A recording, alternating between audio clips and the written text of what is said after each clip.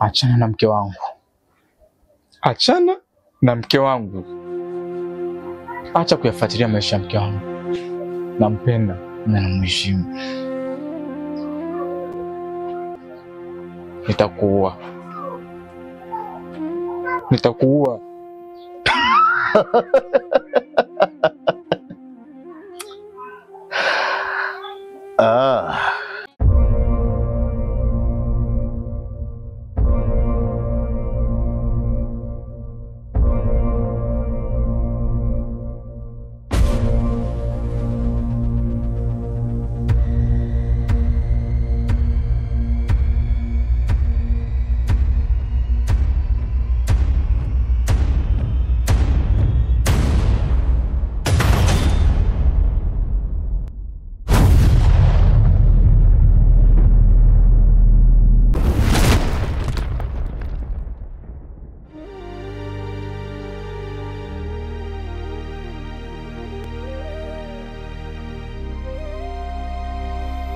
Unanidharau, si ndio?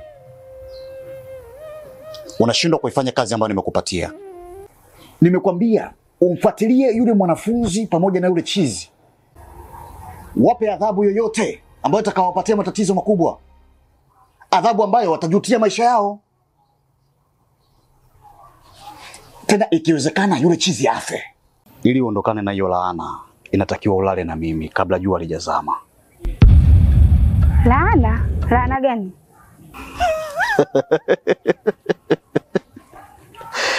Witness.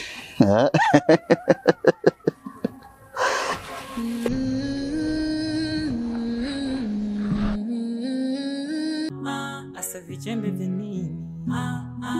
Hata kama ni mwizi. Kwa nini?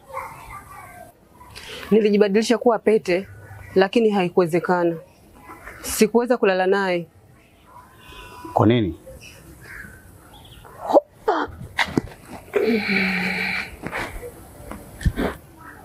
Kuna shida? Hapana mwalimu.